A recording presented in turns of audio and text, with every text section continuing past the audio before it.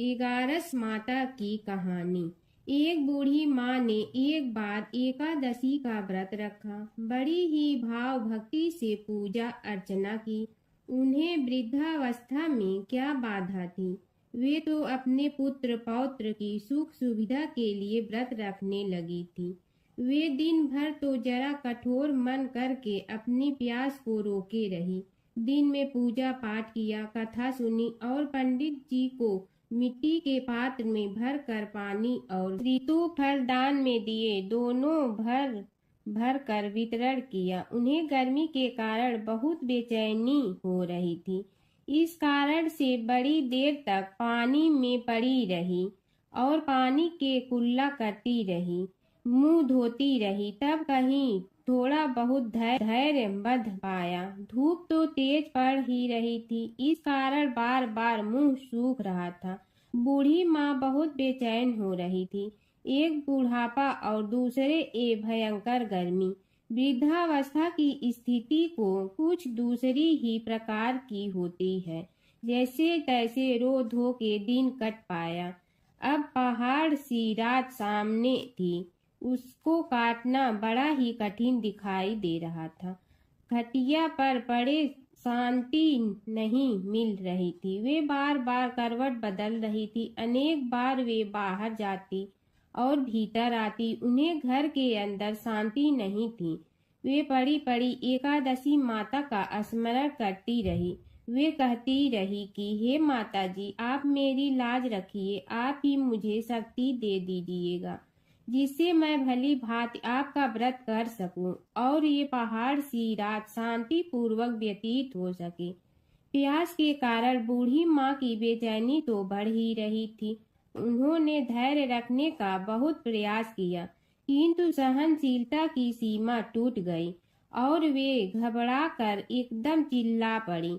बोली कि बचाओ बचाओ। अम्मा का चिल्लाना सुनकर परिवार भर के नर नारी, बच्चे और पड़ोसी एकत्रित होकर बूढ़ी अम्मा की खटिया के समीप पहुंच गए।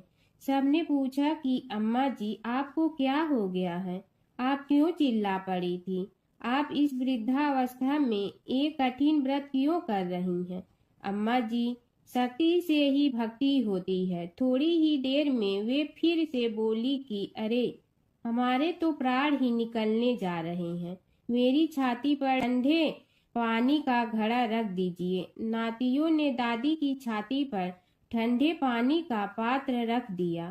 तब कहीं उन्हें थोड़ा बहुत आराम मिला और थोड़ी देर के लिए उन्होंने अपनी आंखें बंद कर ली। एकादशी माता ने सोचा कि ये बूढ़ी अम्मा है तो बहुत कठोर, जरा जाकर उसकी परीक्षा लेना चाहिए। वे आधी रात को मुर्गा बनकर टेर लगाने लगी। मुर्गा की आवाज सुनकर दादी जल्दी से उठी और बाहर जाकर आसमान की ओर देखा, किंतु आसमान में कहीं उन्हें प्रातःकालीन तारा नहीं दिखाई दिया। वे सोचने लगी कि ये मुर्गा क्यों और कैसे बोल गया है। उन्हें प्यास तो बढ़ ही रही थी। थोड़ा बहुत उनका मन भी विचलित होने लगा था, किंतु अंत में उन्होंने दृढ़ निश्चय किया कि मैं अब व्रत को पूर्ण करके ही छोड़ूंगी, चाहे भले ही मेरे प्राण निकल जाएं। ये सोचकर फिर वे खटिया पर शिथिल होकर लेट गई। थोड़ी ही देर में एकादशी माता ने उनकी फिर से परीक्षा लेनी चाहिए। एक छोटी सी बालिका एक गिलास में शरबत लेकर उनके सिरहाने खड़ी हो गई और जोर से बोली कि दादी जी, सवेरा हो गया है, आप हाथ मुंह धोकर शरबत पी लीजिए। पहले तो शरबत का गिलास देखकर उनका मन ललचाने लगा, किंतु अचानक व्रत का स्मरण हो आया और उन्होंने सोचा कि मैं किसी भी प्रकार से अभी शरबत नहीं पी सकती हूँ और वे शांति पूर्वक अपनी खटिया पर लेट गई। फिर थोड़ी ही देर में उन्हें ऐसा लगा कि जैसे किसी ने उन्हें पानी के कुएं में पटक दिया हो। वे बड़ी देर तक उस कुएं में हाथ पांव चलाती रही, किंतु उन्होंने अपने मुंह में पानी की एक बूंद भी नहीं जाने दी और वे दृढ़ता पूर्वक अपना व्रत पालती रही। थोड़ी ही देर में न जाने कहां से सामने आग जलने लगी, जिससे भारी गर्मी पड़ने लगी। प्यास के कारण प्राण निकलने लगे, किंतु बूढ़ी अम्मा का कुछ भी नहीं बिगड़ पाया। वे जहां की तहां मुस्कुराती हुई बैठी रही। थोड़ी ही देर में बाहर प्रकाश दिखाई देने लगा। ऐसा लगा कि जैसे सवेरा हो गया हो। बूढ़ी अम्मा ने जब बाहर निकल कर देखा तो समझ गई कि अभी सवेरा होने में 3-4 घंटे की देरी है। यह जानकर वे शांति पूर्वक इधर उधर घूमने फिरने लगी। एकादशी माता ये बात अच्छी तरह से समझ गई कि ये बूढ़ी अम्मा किसी भी प्रकार से अपने व्रत से नहीं टल सकती है। वे उनके सत्य व्रत को अच्छी तरह से समझ गई। सवेरा होते ही बूढ़ी माँ ने स्नान किया, भगवान का पूजन पाठ किया, एकादशी माता की कथा सुनी, ब्राह्मणों को दक्षिणा देकर भोजन कराया। तब कहीं उन्होंने जल ग्रहण किया। कन्याओं को भोजन कराने के बाद अम्मा ने भोजन किया। उस श्रेष्ठ व्रत के प्रताप से बूढ़ी अम्मा की आयु में वृद्धि हो गई। उनका घर परिवार हरा भरा हो गया। घर में अब उनके कोई अभाव नहीं रहता। वे हर तरह के सुख साधनों से संपन्न हो गई। नाती नतिनों से उनका घर भर गया और वे उसी दिन से 12 महीने की एकादशी का व्रत करने लगी। एकादशी माता के व्रत के प्रताप से इस संसार में हर प्रकार के सुख भोग कर अंत में वैकुंठ धाम को चली गई। ऐसा है तुरंत फल देने वाला एकादशी माता का व्रत। व्रत कथा के साथ पढ़ी और सुनी जाने वाली लपसी तपसी की यह कहानी। एक लपसी था, एक तपसी था। तपसी हमेशा भगवान की तपस्या में लीन रहता था। लपसी रोजाना 1.25 सेर की लपसी बनाकर भगवान का भोग लगाकर जीम लेता था। एक दिन दोनों लड़ने लगे।